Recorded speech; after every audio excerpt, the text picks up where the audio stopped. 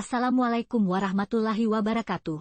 Perkenalkan, nama saya Septia Rahayu dari kelas akuntansi 23A dengan NPM 234120115. Di sini saya akan sedikit menjelaskan mengenai akuisisi antar perusahaan, investasi pada entitas lain, dan biaya standar. Kombinasi bisnis merupakan penyatuan dua atau lebih entitas usaha menjadi satu entitas ekonomi. Jenis kombinasi bisnis antara lain yaitu merger, satu perusahaan menyerap perusahaan lain, hanya satu yang bertahan. Konsolidasi, dua perusahaan atau lebih membentuk perusahaan baru dan entitas lama bubar. Akuisisi, satu perusahaan memperoleh kendali atas perusahaan lain, baik melalui pembelian aset bersih atau saham. Metode kombinasi bisnis yang pertama yaitu metode akuisisi, yaitu pihak pengakuisisi mengakui seluruh aset dan liabilitas yang diakuisisi pada nilai wajar pada tanggal akuisisi. Jika kepemilikan 100%, kepentingan non-pengendali juga diukur pada nilai wajar.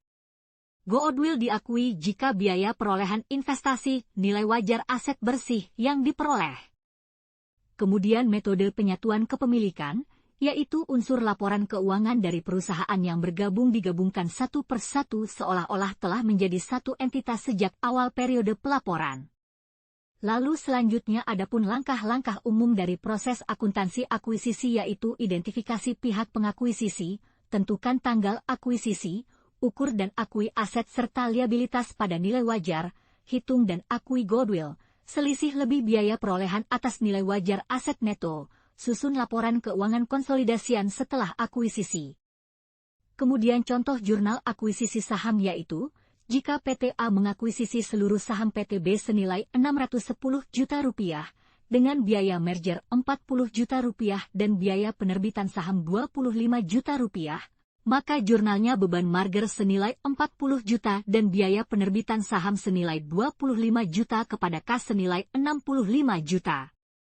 Kemudian pelaporan keuangan setelah kombinasi bisnis, yaitu laporan keuangan konsolidasian hanya mencerminkan entitas gabungan sejak tanggal kombinasi bisnis, laba entitas yang diakuisisi sebelum tanggal penggabungan tidak dilaporkan dalam laporan laba rugi perusahaan gabungan.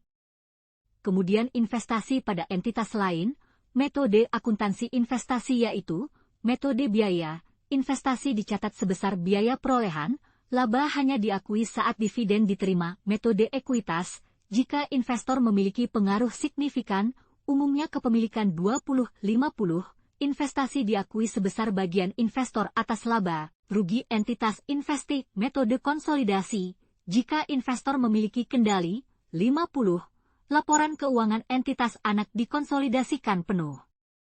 Kemudian investasi pada persekutuan yaitu, jika sekutu baru masuk, perlakuan akuntansi didasarkan pada perbandingan nilai investasi sekutu baru dengan proporsi nilai buku persekutuan. Investasi nilai buku, tidak ada revaluasi, bonus, atau goodwill. Investasi nilai buku, ada revaluasi aset, pengakuan goodwill, atau bonus untuk sekutu lama.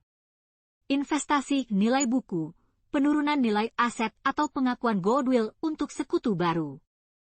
Kemudian biaya standar, standard cost.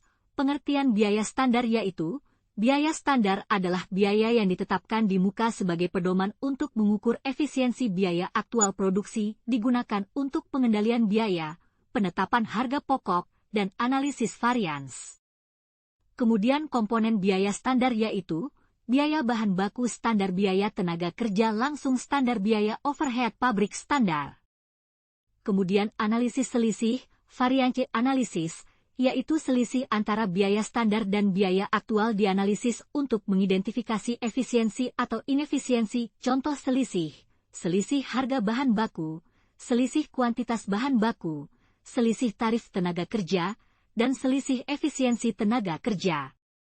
Jadi kesimpulannya adalah akuisisi antar perusahaan dan investasi pada entitas lain memerlukan pemahaman metode akuntansi yang tepat, akuisisi, ekuitas, biaya, atau konsolidasi. Biaya standar penting untuk pengendalian biaya dan penilaian kinerja manajemen.